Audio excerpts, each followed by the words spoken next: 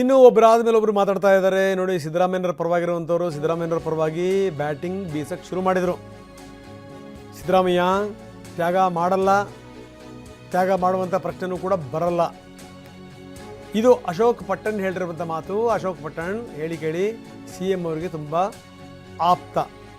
ಅಷ್ಟೇ ಅಲ್ಲ, ಅವ್ರು ಇನ್ನೊಂದು ಮುಂದುವರೆದು ಹೇಳ್ತಾರೆ, ಬೇರೆ ಯಾರು ಸಿ ಎಂ ಆದರೂ ಕೂಡ ಸರ್ಕಾರ ನಡೆಸೋಕ್ಕಾಗಲ್ಲ ಅನ್ನೋದ್ರ ಮುಖಾಂತರ ಸಿ ಎಂ ಬದಲಾವಣೆ ಇಲ್ಲವೇ ಇಲ್ಲ ಅನ್ನೋದನ್ನು ಒತ್ತಿ ಹೇಳಿದ್ದಾರೆ ಪಟ್ಟಣ್. ತ್ಯಾಗ ಮಾಡಲ್ಲ ನೋಡಿ, ನಾನು ಹೇಳಿದ್ನಲ್ಲ, ತ್ಯಾಗ ಮಾಡೋಕ್ಕೆ ಪ್ರಶ್ನೆನೇ ಬರಲ್ಲ. ಈಗ ಬಡ್ಜೆಟ್ ಸೆಷನ್ ಆಗಬೇಕು. ಅವ್ರು 17ನೇ ಬಡ್ಜೆಟ್ಟು ಕರ್ನಾಟಕ ರಾಜ್ಯದಾಗೆ ಎಂಟೈರ್ ಇಂಡಿಯಾ ದೇಶಕ್ಕೆ 17 ಬಡ್ಜೆಟ್ ಕೊಟ್ಟರು ಮುಖ್ಯಮಂತ್ರಿ ಯಾರೂ ಇಲ್ಲ. ನಮ್ಮ ಸಿದ್ದರಾಮಯ್ಯ ಅವ್ರು ಕೊಟ್ಟಿದ್ದಾರೆ. ಅವ್ರು ಭಾಳ ಬುದ್ಧಿವಂತಿದ್ದಾರೆ. ಬೇರೆ ಯಾರೇ ಸಿ ಎಂ ಆದರೂ ಕೂಡ ಸರ್ಕಾರ ನಡೆಸೋದು ಈಗಿನ ಪರಿಸ್ಥಿತಿ ಭಾಳ ಕಷ್ಟ ಇದೆ. ಆದ್ದರಿಂದ ಸಿದ್ದರಾಮಯ್ಯ ಅವರು ಕಂಟಿನ್ಯೂ ಆಗಲಿ ಅಂತ ನಮ್ಮದು ಆಸೆ ಅಷ್ಟೇ. ಸಿ ಎಂ ಬದಲಾವಣೆ ಆಗಲ್ಲ ಅಂತ ಏನಾದ್ರು ಹೇಳಿದ್ದಾರೆ. ಸಿ ಎಂ ಕೂಡ ಸಿದ್ದರಾಮಯ್ಯ ಅವರು ಏನು ಹೇಳಿದ್ದಾರೆ, ಹೈಕಮಾಂಡ್ ಹೇಳಿದ್ರೆ ನಾಳೆ ನಾನು ರಾಜೀನಾಮೆ ಕೊಡ್ತೀನಿ ಅಂತ ಹೇಳಿದ್ದಾರೆ. ಹೈಕಮಾಂಡ್ ಅವ್ರು ಹೇಳ್ತಾ ಇಲ್ಲ, ಅವ್ರು ಬಿಡ್ತಾ ಇಲ್ಲ, ಅಷ್ಟೇ, ಬೇರೆ ಏನಿಲ್ಲ. ಡಿ ಕೆ ಶಿವಕುಮಾರ್ ಸಿದ್ದರಾಮಯ್ಯ ಚೆನ್ನಾಗೇ ಇದ್ದಾರೆ.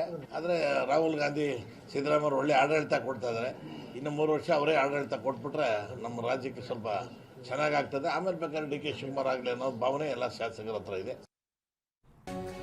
ಇನ್ನು ಪದೇ ಪದೇ ಡಿ ಕೆ ಶಿವಕುಮಾರ್ ಪರವಾಗಿ ಮಾತಾಡ್ತಿರುವಂಥ ಇಕ್ಬಾಲ್ ಹುಸೇನ್ ಬಗ್ಗೆನೂ ಕೂಡ ಪಟ್ಟಣ್ ಹೇಳಿದ್ದಾರೆ. ಅವ್ರಿಗೆ ಸ್ವಲ್ಪ ಮೆಚ್ಯೂರಿಟಿ ಕಡಿಮೆ ಇದೆ ಅಂತಾರೆ. ಅವರು ಭಾಳ ಆತ್ಮೀಯರಾಗಿರೋದ್ರಿಂದ ಈ ರೀತಿ ಹೇಳ್ತಾರೆ. ಕೇಳಿ ಕೇಳಿ first time MLA D K ಅವರಿಗೆ ತುಂಬ ಆತ್ಮೀಯರು, ಹಾಗಾಗಿ ಇಂಥವನ್ನೆಲ್ಲ ಹೇಳ್ತಾರೆ. 28ಕ್ಕೆ ಬೇಕಾದಂಥವ್ರು ಕ್ಲೇಮ್ ಮಾಡಲಿ ಅಂತ ಕೂಡ ಹೇಳ್ತಾರೆ. ಭಾಳ ಜನ ಇದ್ದಾರಂತೆ 28ಕ್ಕೆ. ಯಾರಿಗೆ ಅದೃಷ್ಟ ಇರುತ್ತೋ ಅವ್ರಿಗೆ ಆಗುತ್ತೆ. ಅಂದರೆ 28ರ ತನಕ ಖಾಲಿ ಇಲ್ಲ ಅನ್ನೋದ್ರ ಅರ್ಥ ಇದು.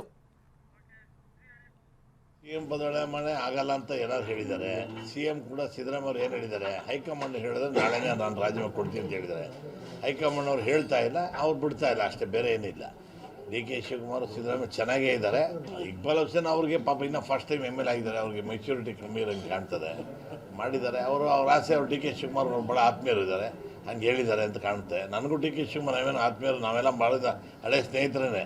ಅವರು ಮುಖ್ಯಮಂತ್ರಿ ಆದರೆ ನನಗೇನು ಸಂತೋಷನೇ. ಆದರೆ ರಾಹುಲ್ ಗಾಂಧಿ ಸಿದ್ದರಾಮಯ್ಯ ಒಳ್ಳೆ ಆಡಳಿತ ಕೊಡ್ತಾ ಇದ್ದಾರೆ. ಇನ್ನು 3 ವರ್ಷ ಅವರೇ ಆಡಳಿತ ಕೊಟ್ಬಿಟ್ರೆ ನಮ್ಮ ರಾಜ್ಯಕ್ಕೆ ಸ್ವಲ್ಪ ಚೆನ್ನಾಗಾಗ್ತದೆ. ಆಮೇಲೆ ಬೇಕಾದ್ರೆ ಡಿ ಕೆ ಶಿವಕುಮಾರ್ ಆಗಲಿ ಅನ್ನೋ ಭಾವನೆ ಎಲ್ಲ ಶಾಸಕರ ಹತ್ರ ಇದೆ. 28 ಕ್ಲೇಮ್ ಮಾಡ್ಕೊಳ್ಳಿ, ಯಾರು ಇಲ್ವೇ ಇಲ್ವಲ್ಲ. ಸಿದ್ದರಾಮಯ್ಯ ಬಿಟ್ಟರೆ ಡಿ ಕೆ ಶಿವಕುಮಾರ್ ಒಬ್ಬರೇ, ಬೇರೆ ಕ್ಲೇಮ್ ಮಾಡೋರು ಇದ್ದಾರೆ ಎಲ್ಲ ಸಮುದಾಯದವರಿಗೆ. ಈಗ ಜಾರಕಿಹೊಳಿ ಕ್ಲೇಮ್ ಮಾಡಿದ್ದಾರೆ, ಪರಮೇಶ್ವರು ಕ್ಲೇಮ್ ಮಾಡಿದ್ದಾರೆ. ಯಾರು ಅದೃಷ್ಟ ಇರ್ತದೋ, ಯಾರು ಹೈಕಮಾಂಡ್ ಮೆಂಬರ್ ಇರ್ತೋ ಅವ್ರು ಮುಖ್ಯಮಂತ್ರಿ ಆಗ್ತಾರೆ.